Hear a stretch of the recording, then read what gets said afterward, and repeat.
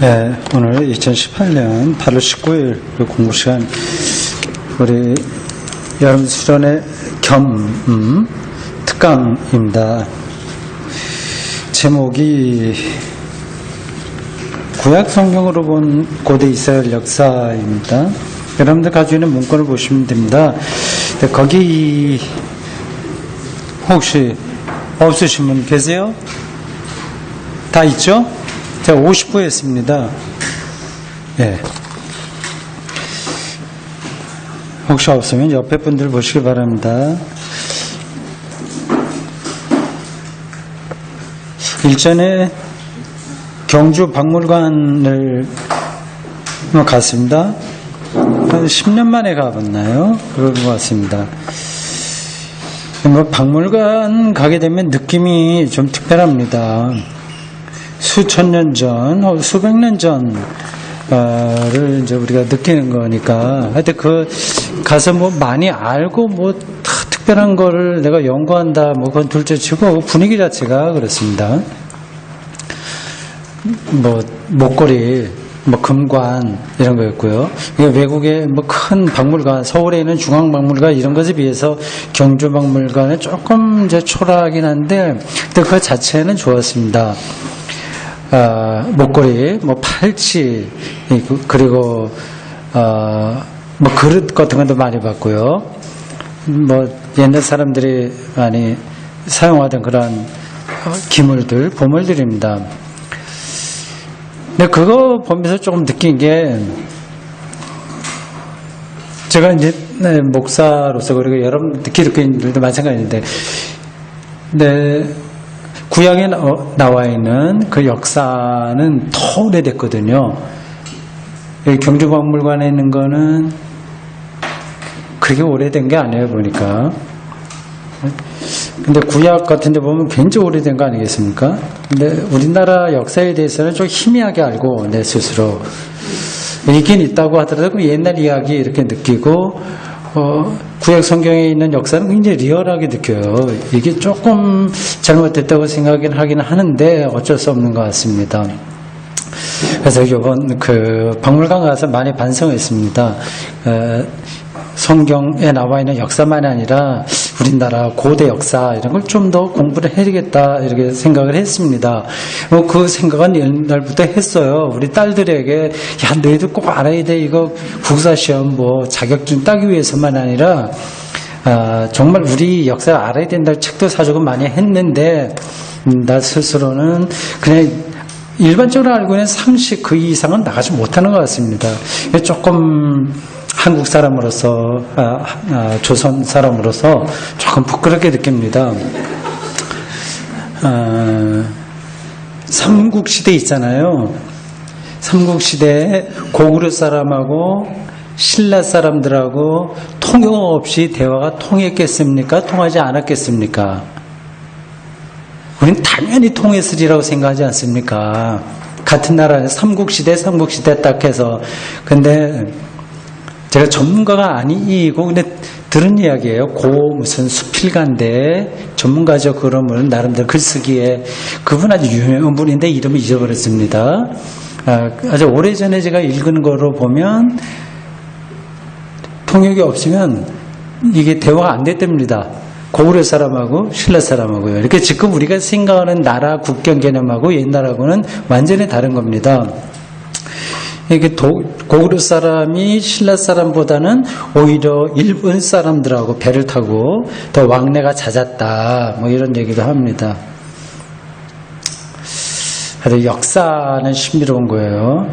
예, 아주 실증적인 역사는 우리가 사실 다 모릅니다. 다 지나가 버렸기 때문에 오늘도 설교에 나온 이야기의 역사예요. 그 역사에 대한 어떤 관점만 남아있는 겁니다. 보도만 남아있는 거예요. 그래서 실증적 역사는 없고 그것을 어떻게 보고 해석했느냐 하는 그 문자만 남았습니다. 그래서 솔로몬 이야기 우리가 들어서 잘 알고 있는 건데 저는 약간 여기도 저거 비슷한 성품이 있는 분들이 제법되는데 좀 삐딱하거든요. 어떤 거를 들으면 그대로 안 들어요. 저게 정말 맞냐 틀리냐를 늘 생각을 합니다. 이 솔로몬 이야기. 이게 도대체 이 친구가 어떤 친구냐? 그게 정권을 잡는 게 올바르느냐, 정당했냐, 아니냐, 뭐 그런 시각으로 좀 보고 있습니다. 그러니까 열왕기상 기자가 본 고대 이스라엘의 역사를 우리가 전달받고 있는 거예요. 정말 그랬는지 안 그랬는지는 사실은 다 모릅니다. 그리고 역사의 이 보도라고 하는 게 문자로 되기 전에 구전이 많거든요, 대다수가. 그러니까 그 사이에서 구전 전승되면서 지역에 따라서 조금씩 달라지는 것들, 그런 것까지 다 감안해서 보려면 정말 텍스트를 읽는다고 하는 것, 성경도 그렇고 역사, 뭐 삼국 유사나 뭐 이런 것들도 다 텍스트지 않습니까? 그 텍스트를 통해서 그 역사를 복원한다고 하는 것은 머리 터지는 일입니다. 그게 이제 해석학이라고 말하죠. 뭐 별로 중요하지 않은 이야기인데 우리가 구약 성서를 통해서 이스라엘의 역사를 좀 오늘 한 시간쯤 돌아보자, 그런 뜻으로 말씀드린 겁니다. 여러분들 그 문구 보십시오. BC 1350년 이후부터 나왔습니다. 그 옆에 보면 이스라엘 지파들의 가나안 점령 시작입니다. 가나안이요. 그거는 요게 그 바로 밑에 있는 13세기 애굽 억류 및 애굽 탈출, 이거 중국 때는 그런 느낌입니다. 제가 그래서 이게 도대체 왜 그러지? 애굽을 탈출한 다음에 40년 동안 광야 생활을 했고요. 그리고 그 다음부터 본격적으로 가나안을 정복했는데 12지파가 이렇게 의논해서 누구는 어디가 그랬는데 왜 그 이전에 그 13세기보다도 그 전 1350년대에 있군요. 그때 이후에 가나안 점령 이렇게 시작했을까? 굉장히 혼란스러웠습니다. 여러분들이 가지고 있는 이 도표는 클라우스 웨스터만이라고 하는 유명한 성서학자의 책 성서 인문에 나온 겁니다. 그게 서로 겹쳐 있었던 것 같아요. 제가 그래서 처음에는 이 도표를 보고 아브라함이 메소포타미아 문명에서 이제 쭉 근데 가나안 땅으로 이주해 오지 않습니까? 근데 그걸 가리키고 있는 건가 생각을 했습니다. 근데 그건 또 아닌 것 같아요. 어쨌든 뭐 그 당시를 정확하게 이렇게 시대별로 나누기는 힘들었던 것 같습니다. 대충 여러분 13세기에 애굽에 잠시 머물렀다가 우리가 알고 있었던 애굽에 머물렀던 시간이 세월이 얼마나 되죠? 400년. 상당한 시간이죠. 근데 여기 보면 그렇게 보면 그 첫 번에 나와 있는 1350년 이후가 이 아브라함이 가나안에 들어가는 것을 말하는 게 아닌 거예요. 만약 그렇다고 한다면 그 다음에 이제 또 다른 역사가 있었기 때문에 애굽 억류와 애굽 탈출은 훨씬 뒤로 와야 되거든요. 그게 아니라 거의 비슷한 시기에 있는 거니 이게 좀 다른 이야기인 것 같습니다. 여러분들이 눈으로 보십시오. 이게 어떤 것 같아요? 제가 느끼기에는 이게 구약 성서학에서 정통으로 자리를 잡았는지 아닌지 모르겠으나 그냥 이렇게 추정이 됩니다. 이게 이집트는 12지파예요. 지파로 된 하여튼 그 공동체입니다. 근데 그들이 가나안을 정복해가는 그 시기하고 애굽을 탈출하던 시기, 광야 40년, 이게 다 같이 묶여 있었던 거 아닌가 이런 생각이 듭니다. 지나가십시오. BC 1200년 이때 이제 지파들의 세겜회의예요. 요게 가나안 땅을 이제 어떻게 분배해서 정복할 것인가 그런 회의를 열었던 때입니다. 세겜회의, 세겜에서 모인 회의라고 합니다. 근데 가나안에 들어가서 이제 가나안을 정복하죠. 이제 거기 이제 원주민들이 살고 있었는데, 그 원주민들하고 이제 땅 빼앗기 전쟁이 벌어지는 겁니다. 근데 완전히 몰아낼 수는 없죠. 서로 어울려 살기도 하고 굉장히 하여튼 뒤죽박죽된 그런 시대예요. 이렇게 이주에서 들어온 사람들이 원래 있었던 사람들을 때로는 밀어낼 수도 있고 아닐 수도 있는데, 아니면 거기에 혼합될 수도 있고 한데, 그러한 굉장히 혼란스러운 시기가 상당한 동안 진행됐습니다. 그 시대를 가리켜서 사사시대라고 합니다. 여러분들 거기 BC 12세기에서 11세기예요. 사사시대입니다. 이때 이제 가나안 사람들하고 그리고 주변 다른 나라들하고 이스라엘이 많이 투쟁을 하면서 자기네 나라의 정체성이 좀 자리를 잡기 시작할 때입니다. 여러분들 알고 있는 사사 이름 좀 아시죠?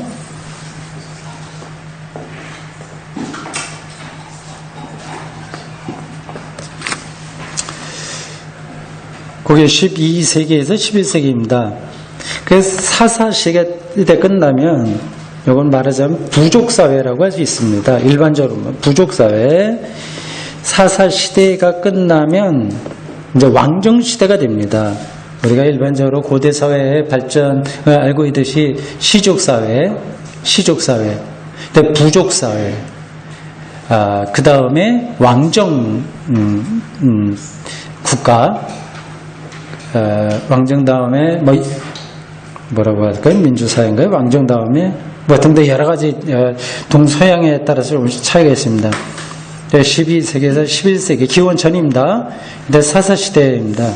그 부족사회로부터 왕정시대 사이에 넘어가는데 가장 중요한 역할을 한 사람이 사무엘입니다. 사무엘상, 사무엘하 이렇게 나오죠. 사무엘상, 사무엘하. 사사시대로부터 왕정시대, 그리고 부족사회로부터 왕정시대로 바뀌는 데 결정적인 역할을 한 사람이 사무엘입니다. 결국 왕정시대로 넘어오게 되죠. BC 1005년입니다. BC 1005년에 사울이 첫 번 왕이 됩니다. 우리나라로 따지면 그 시대가 어느 때쯤 되죠? 우리나라 BC 1005년, 1004년 요때가 또 뭐죠? 어디쯤 될까요? 이런 걸 제일 잘하는 사람이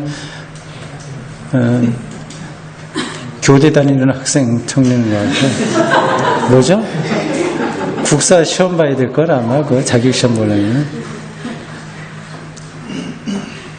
우리 역사에 나오지 않나요? 그게 고조선보다 더 올라가나요? 고조선? 좀 될까요? 여하튼 우리들은 이제 우리나라 고대 역사에 대해서 흐릿하게 아는데 구약 성경에는 굉장히 우리가 여기 선명하게 나와요. 그리고 바로 엊그제 일어난 일처럼 하여튼 그렇게 느껴집니다. 사울 왕 일대 왕입니다. 왕정시대, 통일왕국 시대입니다. 그 시대, 통일왕국. 사울 왕의 뒤이어서 아들이 왕이 되어야 됩니다. 아들이 요나단이었어요. 아들이 왕이 되지 못하고 다윗이 왕이 됩니다. 우리가 본 성경에 의하면 다윗이 하나님 마음에 들고 등등 해서 했다고 하는데 그것도 또 전쟁입니다. 왕권 전쟁이에요. 결국은 그 다윗이 승리한 거죠. 그래서 사울과 요나단의 대를 잇지 못하고요. 왕이 바뀌었습니다. 다윗이 명실상부하게 이스라엘 왕조에서 첫 번 왕이라고 할 수 있습니다. 다윗 왕이에요. 그 뒤로는 계속해서 그 아들이 왕위를 이어받았습니다. 솔로몬까지가 통일왕국 시대입니다. 사울, 다윗, 솔로몬입니다. 구약 성경에 나타난 고대 이스라엘 역사예요. 우리가 클라우스 베스트만이 요약해 놓은 것을 따라가 보고 있습니다.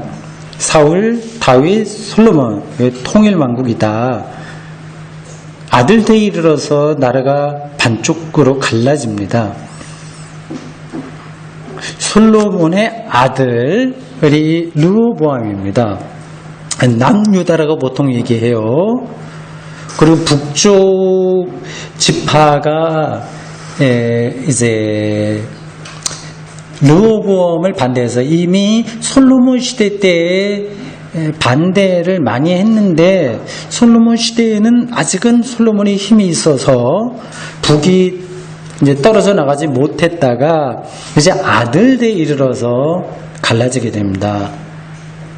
그 북쪽 지파가 떨어져 나가서 하나의 나라를 세우게 되는데 결정적인 역할을 한 사람이 여로보암입니다.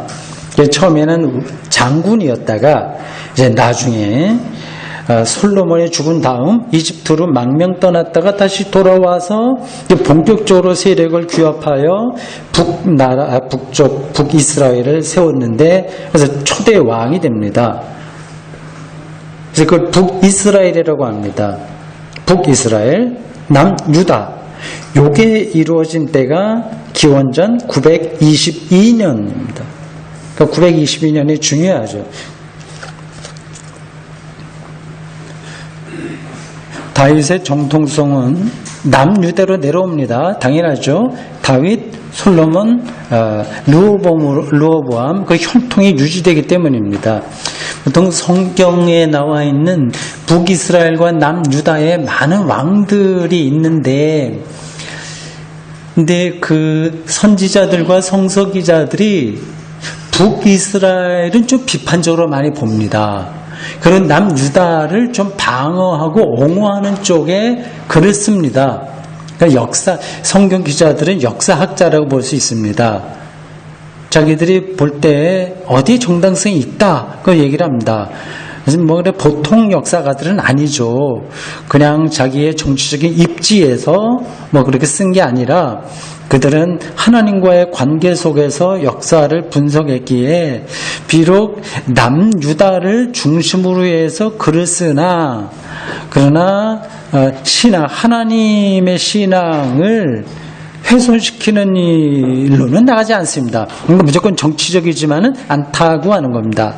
그러니까 오늘 솔로몬 같은 사람에 대한 설교에 나와 있는 부분도 여러분들이 알 수 있듯이 굉장히 옹호하는 쪽을 얘기하지만 결국은 비판합니다.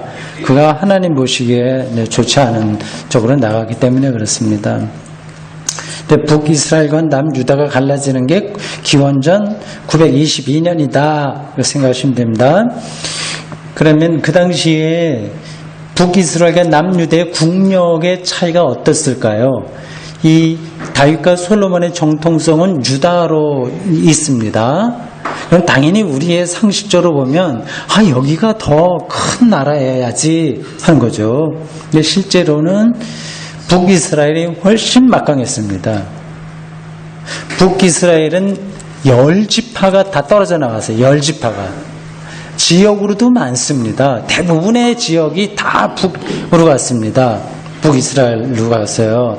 남쪽으로 남은 것은 한 지파입니다. 유다 지파예요. 유대 땅, 유다 지파. 자기들이 세겜회의에서 어느 지역을 분할해서 이쪽 지역은 우리가 개척한다. 어느 지파다. 했을 때 유다 지역 여기가 살아남은 겁니다. 지역도 그렇고 또 국력 전체적으로 볼 때 북이스라엘이 훨씬 막강했습니다. 조금 뒤로 이제 나가게 되면 역사를 통해서 알게 되는데 근데 더 강력한 나라였기에 북이스라엘이 먼저 망했어요. 남유대는 좀 약했기 때문에 조금 더 늦게까지 좀 살아남았습니다. 12지파인데 북이스라엘에는 10지파가 포함됐고 남에는 한 지파가 포함된 걸로 나와요. 나머지 한 지파는 어느 지파에 이렇게 속해버린 게 아닌가 학자들이 생각을 하고 있습니다. 그걸 기원전 922년경에 일어났던 남북 분열 사건입니다.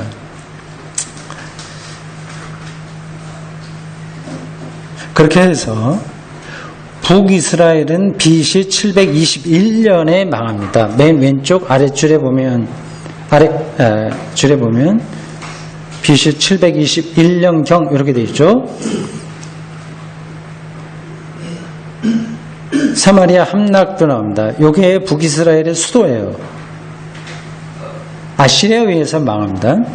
그들이 망한 이유는 아시리아가 왔을 때 적당하게 타협을 했으면 그 왕조만은 유지가 됐을 텐데 이게 주변에 있는 다른 나라하고 동맹을 맺어서 반아시리아 전쟁을 벌입니다. 이게 성경에 나오는 이야기예요. 그렇게 하다가 망하죠. 반면에 남유다는 자기들이 너무 약하니까 어쩔 수 없어서 아시리아에 항복합니다. 대신 왕조는 유지가 돼요.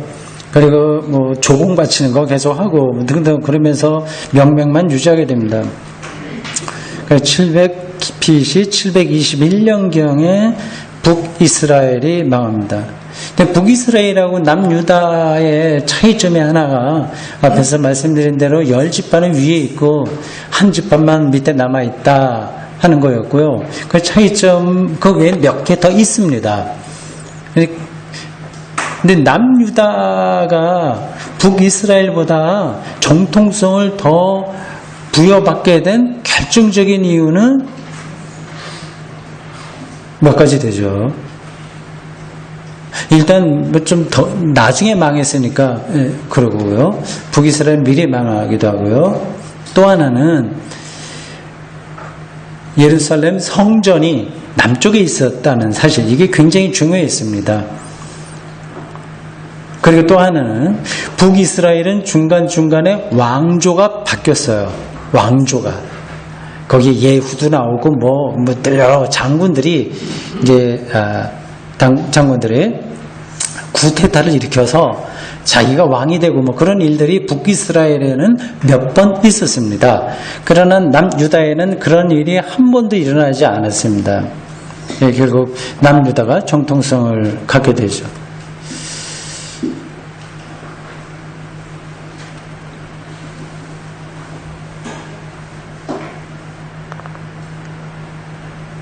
북이스라엘이 멸망한 BC 721년 그 바로 뒤에 햇수 BC 715년에서 687년경이라고 하는 숫자 햇수가 나오죠. 그 중간 칸입니다. 거기 히스기야가 나오죠.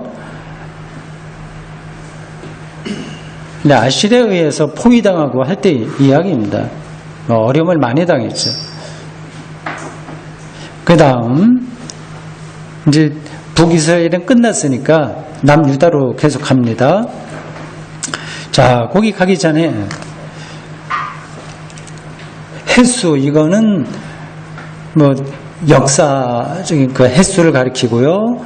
그 다음에 나오는 거는 왕들의 이름이고요. 맨 오른쪽을 보십시오. 맨 오른쪽에 나와 있는 이름들은 선지자들, 성서 기자들 이름입니다.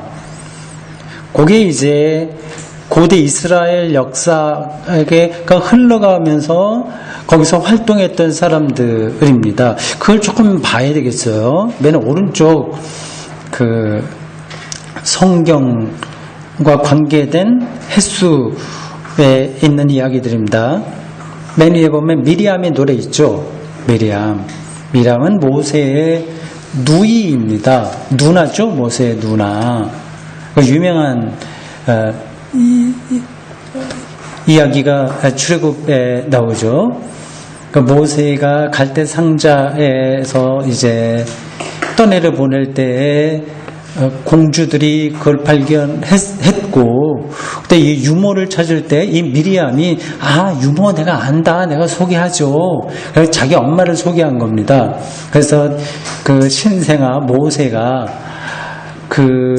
모세가 공주의 아들로 입양이 되나 실제 자라는 거는 자기 집에서 자란 겁니다. 자기 엄마에서.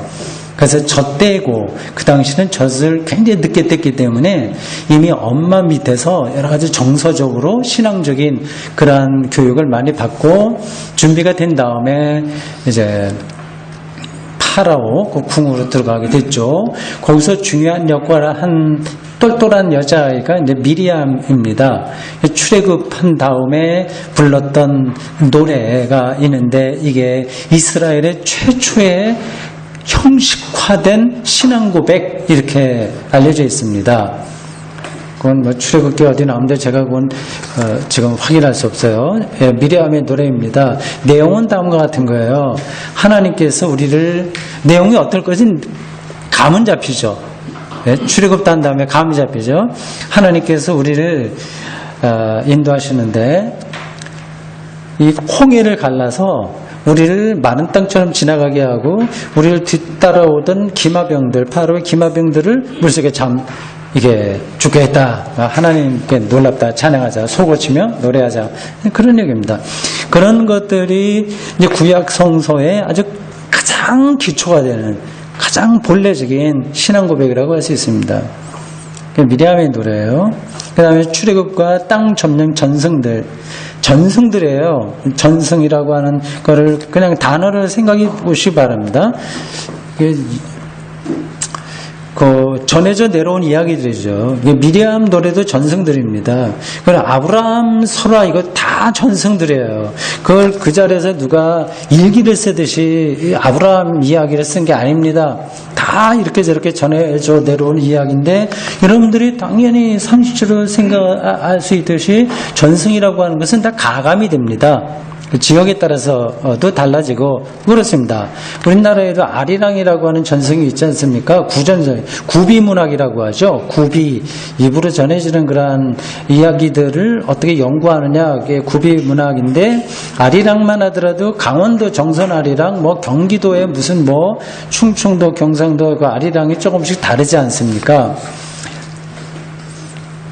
그러니까 그런 전승들이 고대 이스라엘 사람들에게 입으로 쭉 전해져 내려온 게 BC 1200년, 뭐 12세기, 10세기 이럴 때 형성된 거예요.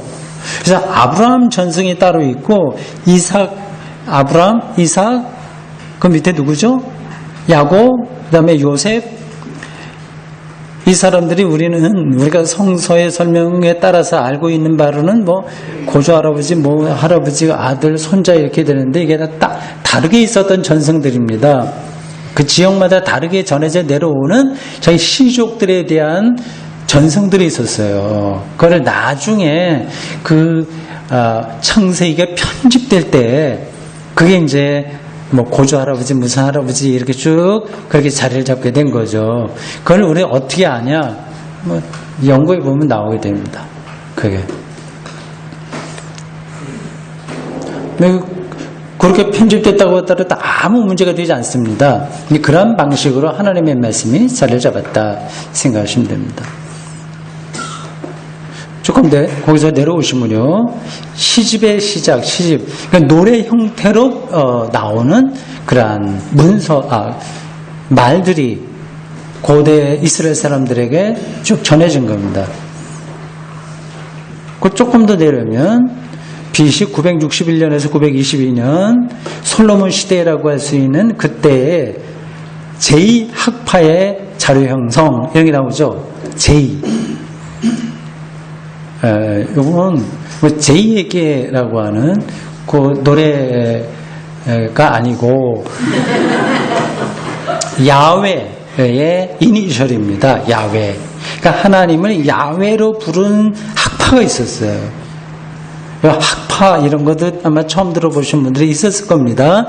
당연한 거 아니겠어요? 하나님을 우리가 어떻게 이해하느냐?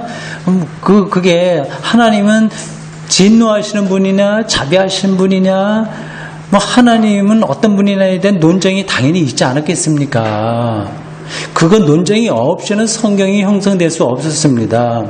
욥기만 하더라도 그렇습니다. 욥기 이전까지는 하나님 믿으면 다 잘 돼. 그리고 잘못 믿으면 화를 받아. 뭐 이런 관점이 지배적이었습니다. 하나님을 믿는 사람들은 잘 된다. 믿지 않는 사람들은 벌 받는다. 기본 관점에 그거를 전문적인 용어로 신명기 사관이라고 합니다. 신명기 사관. 여러분들이 구약의 모세오경에 나오는 신명기를 읽어보면 다 그 관점으로 기록되어 있습니다. 거기에다가 지혜 전성, 지혜 그런 것도 많이 포함되고요. 그런 게 이스라엘의 주류로 쭉 내려오는 과정에서 욥기 같은 것들은 전혀 다른 관점으로 하나님과 인간의 문제를 보고 있습니다. 하나님 잘 믿는다고 해서 잘 되는 거 아니다. 죄가 없어도 고난받는 일이 일어났다. 이런 게 실질적으로 우리 역사 아니겠습니까? 이 무죄한 자의 고난, 이유 없는 불행, 우리가 수년 전에 있었던 세월호, 그런 것이 아주 대표적인 거라고 할 수 있는데, 그런 일이 수없이 일어나니까, 그런 것들을 네가 죄가 졌기 때문에 그런 일이 일어나 이 식으로 하게 된다면 이게 신명기 사관인데, 그렇지 않다라고 하는 반론이 욥기입니다. 그러니까 거기에서 욥과 세 명의 친구와 그리고 또 하나의 제자급 되는 젊은 농객이 나타나서 치열하게 논쟁을 벌이잖아요. 법정에서 검사와 변호사가 싸우듯이 그렇게 싸웁니다. 그러한 하나님에 대한 신앙이 하늘에서 무슨 뚝 뭐가 떨어져 갖고 계시받아서 형성된 게 아니라 역사 경험 안에서 형성된 고대 이스라엘 사람들의 영적인 치열한 논쟁의 결과로 나왔다. 이렇게 생각하셔야 됩니다. 거기에 한 사람이 제2의 하나님을 야훼라고 부르는 학파예요. 그리고 조금 더 내려오면 엘로힘 학파의 자력 기원 이렇게 되어 있죠. 엘로힘. 하나님을 엘로힘 이렇게 부르는 학파의 입장들이 있습니다. 이건 좀 전문적으로 들어가면 성서 안에서 다 분석이 돼요. 어느 곳에 보통 엘로힘이라고 하나님의 신명이죠. 신명을 엘로힘이라고 부르는 것을 우리나라 성경에서는 하나님으로 번역하고 야훼라고 신명을 말하는 데에서는 여호와 이렇게 얘기하고요. 또 몇 가지 더 있습니다. 몇 가지 더 있어요. 제가 지금 아도나이도 있고 여러 가지가 있습니다. 그런 거는 우리의 주라고 하는 이름도 있고 만군의 왕 이런 표현도 있고 여러 가지가 있습니다. 근데 대표적으로는 야훼와 엘로힘입니다. 그게 구약 성경에 전반적으로 자리를 잡고 있습니다. 이 두 학파가 이스라엘 역사에서 크게 활동을 했고 또 하나의 학파는 쭉 내려와야 되는데 오른쪽에 맨 밑에가 아니라 밑에서 한 10대째 줄 올라가게 되면 제2 이사야 제사문서 퀘션 마크 있는데 찾으셨어요? 네, 그 제사문서 요게 또 하나의 학파입니다. 그러니까 글을 쓴 사람의 직업이 제사장이라고 하는 거예요. 예, 제사장. 그 제사장의 시각에서 역사를 분석한 거죠. 하나님의 뜻을 말한 거죠. 그러니까 크게는 세 가지입니다. 야훼라고 신명을 불렀던 학파, 엘로힘이라고 불렀던 학파, 그리고 제사장 학파. 이 세 학파가 구약 성경에서 중요한 역할을 했습니다. 그런 것들도 천천히 자리를 잡게 됐습니다. 이스라엘 역사에서요. 조금 더 내려오시면 아모스하고 호세아가 나오죠. 이 사람들은 11소 예언서 예언자들입니다. 선지자들입니다. 구약 성경을 보면 맨 앞부분이 모세오경이고요. 5권. 맨 뒤에가 12소 선지서입니다. 그래서 소선지서는 맨 나중에 기록됐겠거니 생각하지만 그렇지 않습니다. 맨 나중에 구약 성경으로 기록된 것은 대개 성문서, 문학적인 작품입니다. 시편, 욥기, 잠언, 전도, 아가, 예레미야, 애가 뭐 이런 것들이 다 그렇습니다. 아모스와 호세아는 굉장히 전반기에 활동한 거죠. 그래서 여러분들이 보시는 대로 위로 올라와 있습니다. 12소 예언서, 여기 그거 다 외울 수 있는 분들 계세요? 이거 보지 않고 12소 선지서 다 외울 수 있어요? 여기 몇 사람은 있을 겁니다. 나도 외웁니다. 이거 그때 12소 예언서 공부한 분들 외울 수 있겠죠? 그죠? 네. 그때 우리가 공부할 때마다 그 반복해서 외웠습니다. 한번 외우더니까 잊어버리지도 않네요.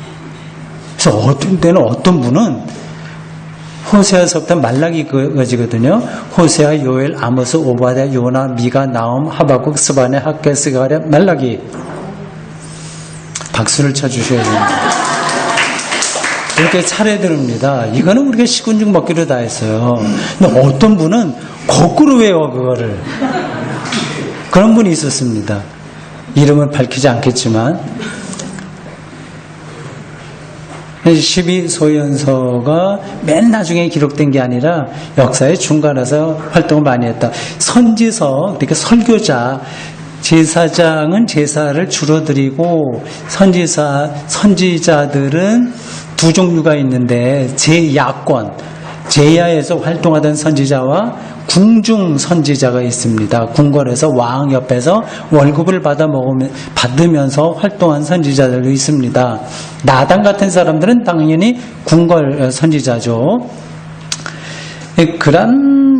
주로 이제 제야 선지자들이 많이 활동할 때에는 뭐 궁정 선지자도 비슷하긴 한데 나라가 어려울 때입니다. 북이스라엘이 망하던 기원전 721년에 이사야가 활동했습니다. 그 뒤로 남유다가 굉장히 어려우실 때도 많이 활동하고요. 그리고 남유다가 기원전 587년에 바벨론에 의해서 망하게 되는데 그때 이제 또 예레미야 같은 사람들이 활동하고 선지자들은 나라 어려울 때 많이 활동했습니다. 아모스, 호세아, 밑으로 가면서 이름을 보십시오. 미가, 이사야가 맨 왼쪽에 기원전 721년경 북이스라엘이 망할 때에 나왔던 이름, 거기에 이사야의 초기 활동 이런 표현이 있습니다. 그리고 이제 선지자 이름이 여기는 특별하게 들어가는데 요게 이제 원래 이사야예요. 원래 이사야. 제1 이사야라고 합니다. 근데 다시 맨 오른쪽 미가 밑으로 내려와 있는 이사야. 요거는 제2 요것도 제1 이사야. 제2 이사야. 제1 이사야나요. 요게 왜 그러냐 하면 그 기원전 721년경에는 이사야가 초기에 활동하던 때고 여기 오른쪽에서 제가 지적한 그 이사야는 그 다음 활동입니다. 네, 이거 정확한 횟수 이런 건 제가 모르겠습니다. 조금 더 쭉 내려오시면 한 7, 8칸 내려오시면 제2 이사야가 나오고요. 그 바로 밑에 제3 이사야 나옵니다. 그러니까 이사야가 활동하던 때가 세 군데로 나뉩니다. 세 군데로 나뉘는데 첫 번째는 북이스라엘이 망할 즈음, 아주 어수한 때 북이스라엘이 망하지만 남유다도 굉장히 위기였습니다. 그래서 예루살렘이 포위당하고요. 결국은 항복하고 하지 않았습니까?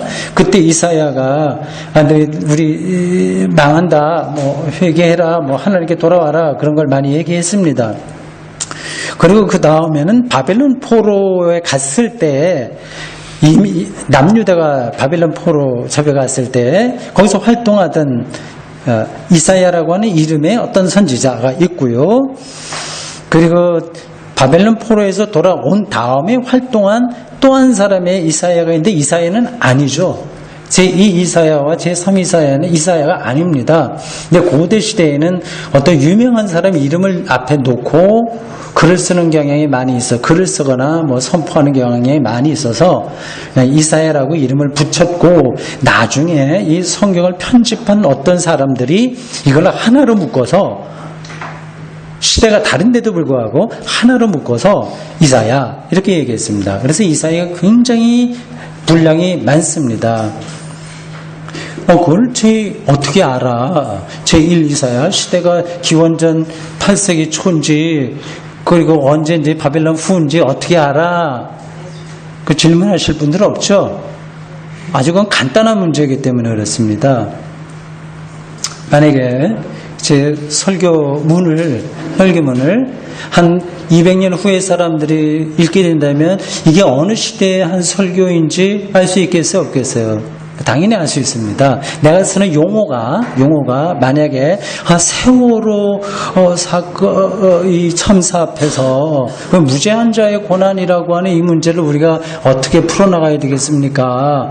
뭐 그런 설교를 했다면 당연히 어느 시대인지 알잖아요. 근데 그 성경을 보면 그 시대를 암시하는 용어들과 사상들이 다 있습니다. 근데 그런 것들을 세밀하게 살피지 않고 그냥 이게 좋은 뜻이야 이런 식으로 하게 되면 이제 성경 텍스트가 좀 남용될 수 있죠.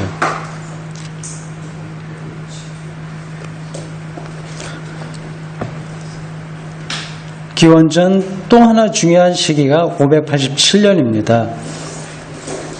587년. 이때 드디어 이스라엘이 완전히 다 망할 때입니다. 바벨론 포로, 유명한 바벨론 포로, 예루살렘 함락입니다. 기원전 587년은 꼭 여러분들 머릿속에 넣어두십시오.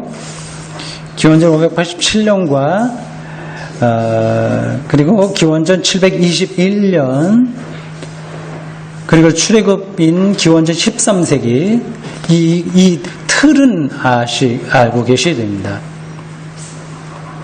여기서 이런 질문이 가능할까요? 창세기와 출애굽기와 레위기와 민수기, 신명기 이런 것들은 더 오래전 이야기들인데 여기 보면 되게 선지자들이 뒷시대란 말이에요. 그러니까 이렇게 생각하셔야 됩니다. 창세기 제일 앞에 있긴 있지만 그게 그때 기록된 게 아니라 바벨론 포로 때 기록됐다고 여러분이 생각하시면 됩니다. 이게 여러분들 제가 젊었을 땐가 TV 시리즈 연속물 조금 감동 있게 본 게 있는데 뿌리라고 하는 거 있어요. 보신 분 계시죠? 뿌리. 이 뿌리를 쓴 사람이 왜 씁니까? 자기 여기 미국에서 흑인으로 산다고 하는 게 뭐냐? 나의 뿌리가 뭐냐? 그걸 찾으려고 하는 거 아니겠어요? 이스라엘 사람들 바벨론 포로 이렇게 망하리라고 하는 건 아무도 예상하지 못했는데 완전히 망해서 바벨론 포로 가서 도대체 이게 어떻게 된 거야? 이제 멘붕에 빠진 겁니다. 이스라엘 백성들이. 자기의 뿌리를 찾게 돼 있어요. 우리가 어디서 왔냐? 우리가 하나님 경험이 뭐냐? 우리가 하나님의 선택받은 백성이라고 하는데 이게 맞냐? 하나님이 세계를 하나님의 무능력한 거 아니냐? 뭐 굉장히 혼란스러운 걸 할 때 어떤 성서 기자들, 선지자들, 영성가들, 문필가들 이런 사람들이 방향을 제시한 거죠. 그게 창세기입니다. 그러니까 누가 창조된 걸 갖다가 누가 보고서 이렇게 낱낱이 기록했다거나 아니면 계시를 막 기도하는 중에 계시를 막 받아갖고 그거를 첫째 날 빛을 만들고 뭐하고 낮과 밤을 만들고 그렇게 기록된 게 아닙니다. 역사에서 벌어진 어떤 사건들에 대한 도전을 받고 그렇다면 우리가 믿는 하나님이 누구냐 하는 것을 변증하기 위해서 그 당시 있었던 자기가 알고 있던 여러 가지 사상들을 종합해서 기록한 게 성경이고 창세기라고 할 수 있습니다.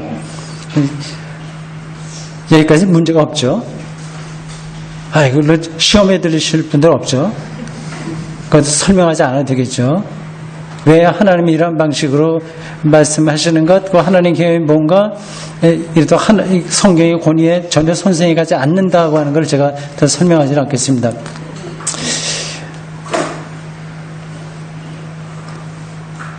바벨론 포로 때가 대단히 중요한 하나님에 대한 이스라엘 사람들의 생각이 정리된 때라고 할 수 있습니다.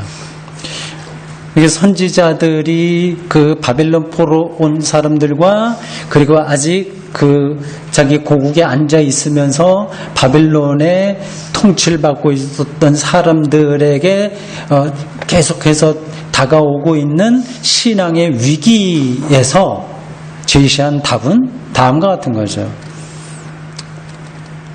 우리가 지금 비록 이렇게 돼 있는데 우리의 하나님은 창조자 하나님이야. 그는 무에서 모든 유를 가능하게 하는 분이야. 무능력한 분이 아니라 전능한 분이야. 그걸 이야기하려고 한 거죠. 그럼 왜 이렇게 됐냐? 그 전능하신 하나님이, 그리고 거기에 우리는 하나님의 선택받은 민족이야. 그 세 가지를 말해야 되겠네요. 하나님은 무능력한 게 아니라 전능하신 분이야. 또 하나는 우리는 하나님의 선민이야. 아브라함 부르시고 하는 이야기가 다 거기 들어오게 되는 겁니다. 그럼 왜, 세 번째로는 왜 우리 민족이 바벨론에 이렇게 망해서 완전히 쫄딱 망한 신세가 됐냐? 이유가 뭐냐? 뭐라고 대답했을까요? 왜 그렇게 됐냐? 그 대답을 해줘야 되잖아요. 그 이스라엘 민중들에게. 뭐가 문제예요? 책임이? 죄인 거예요, 죄. 하나님이 무능력한 것도 아니고, 우리가 하나님의 선민이 아닌 것도 아니고, 이거는 우리의, 하나님의 말씀을 바르게 따르지 못한 죄다. 그래서 거기, 선악과 문제도 있고요. 카인이 아벨을 죽이는 사건, 다 그의 전성 설화들입니다. 말하자면. 그 노아 홍수 이야기도 있고, 다 그렇습니다.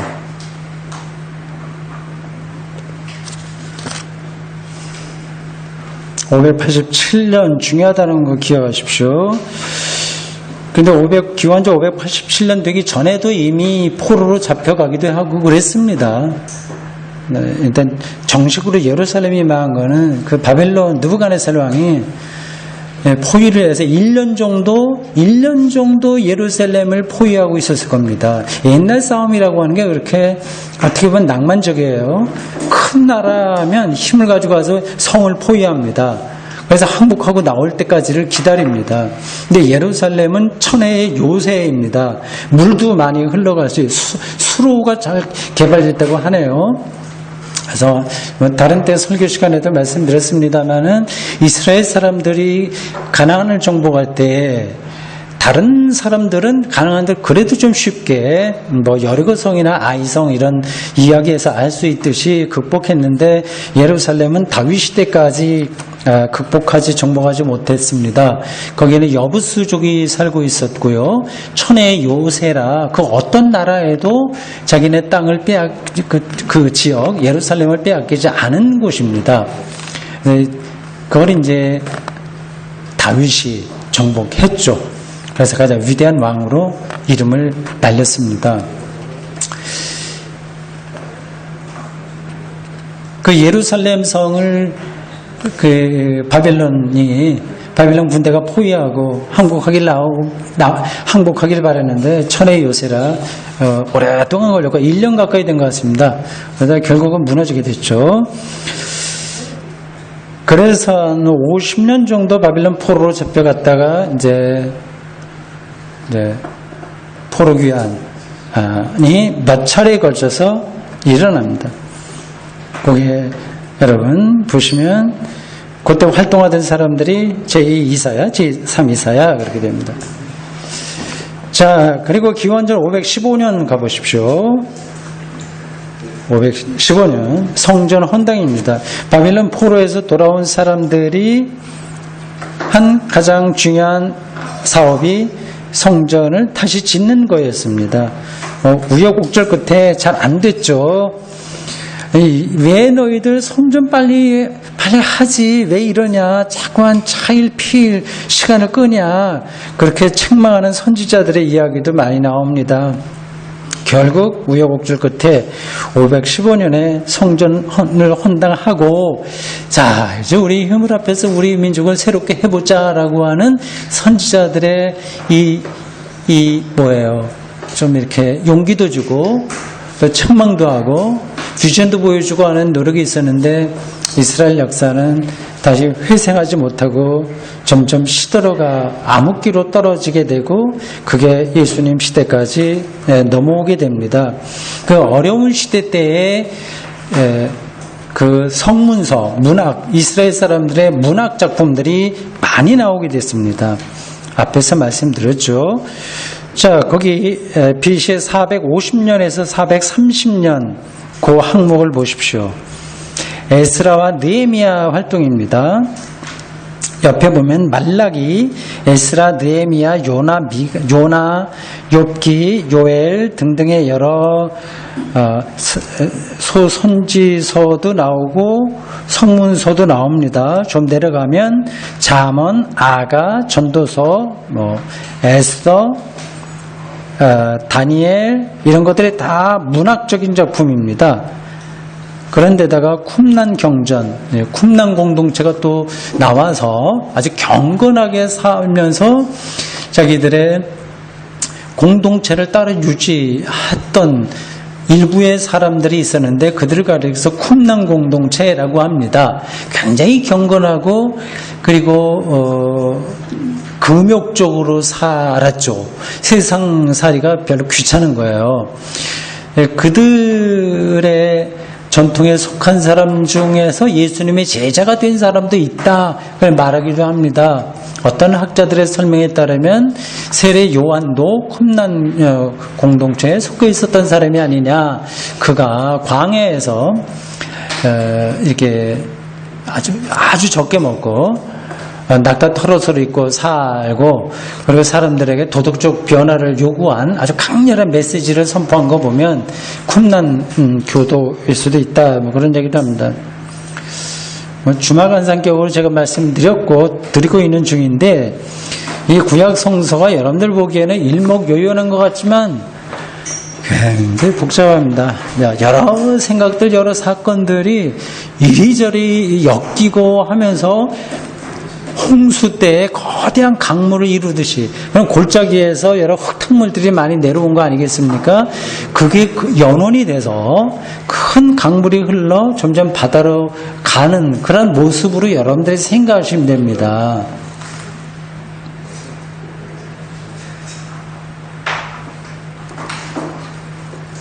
그러니 그것을 우리가 올바르게 해석하고 따라가려면 그 역사적 배경은 우리가 전문가처럼 샅샅이 알 수는 없으나, 그런 게 있구나, 이런 정도로 생각은 최소한도 해야죠.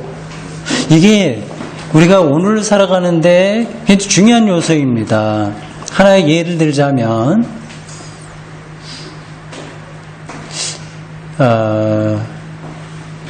여러 가지 예를 들 수 있으면 한 가지인데, 아주 그냥 약간 적나라한 예를 들자면, 동성애에 대해서 한국교회가 굉장히 예민하게 대응하고 있지 않습니까?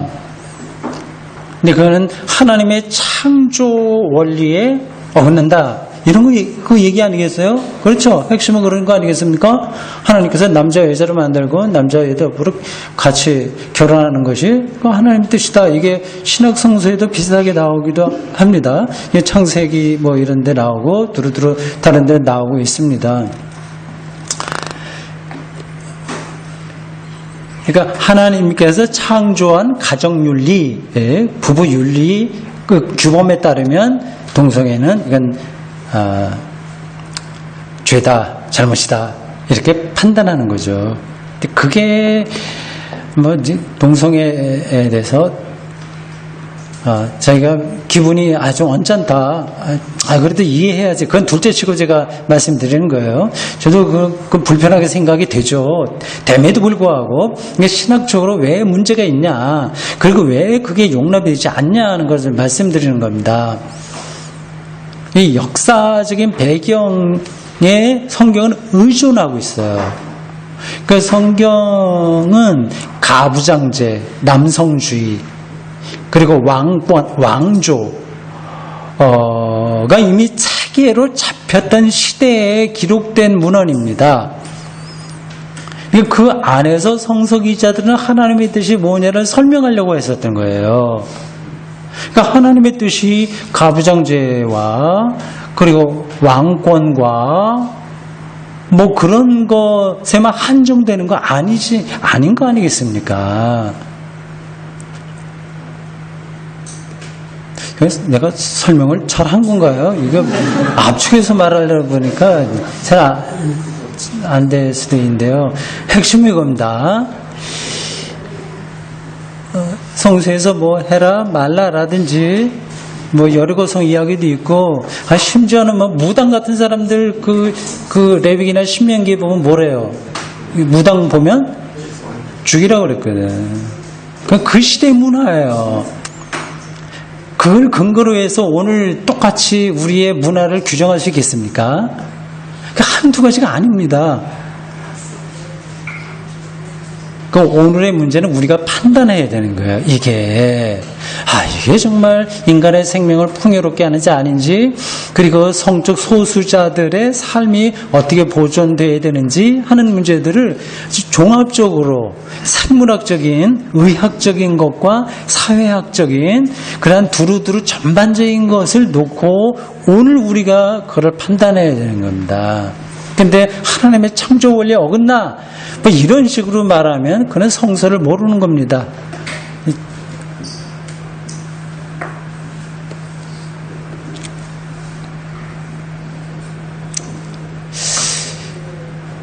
역사, 이거 횟수는 제가 대충 지나갔습니다. 근데 성경을 좀 압축적으로 요 횟수하고 좀 연관해서 제가 사각형 안에 다시 정리했습니다. 보십시오.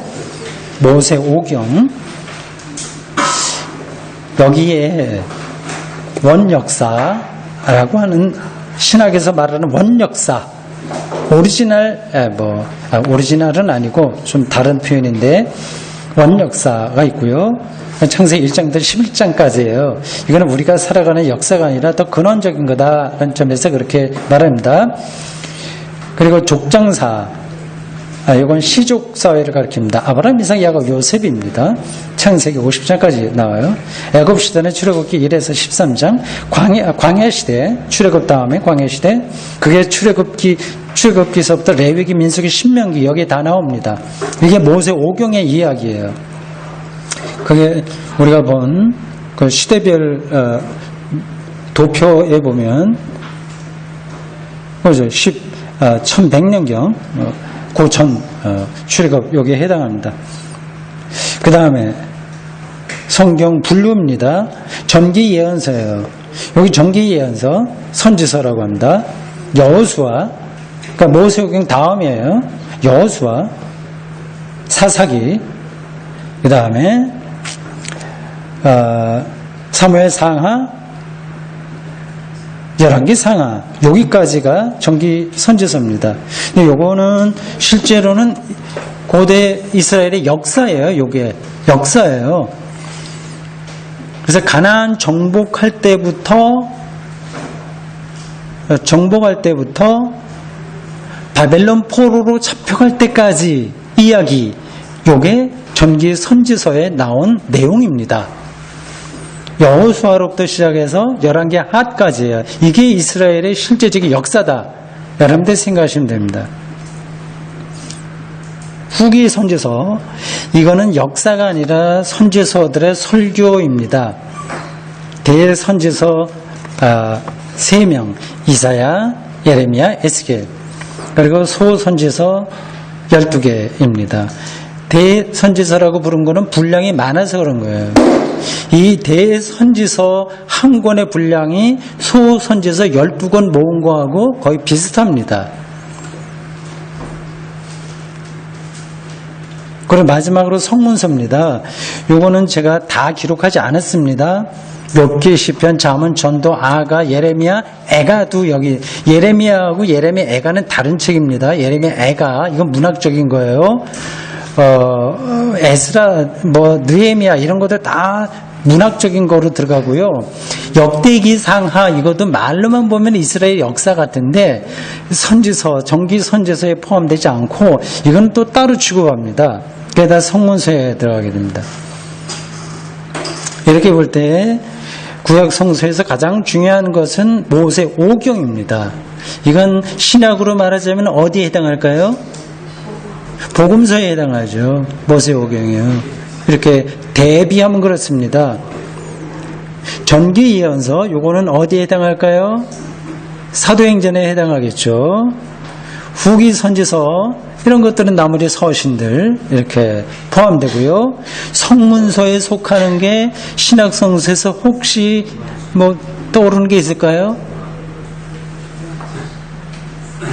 요거 맞추시는 분이 있으면 선생님 제가 부를 텐데 요한계시록 같은 겁니다. 예, 요한계시록. 자, 시간이 다 됐네요. 네, 마치겠습니다. 고맙습니다. 수고하셨습니다.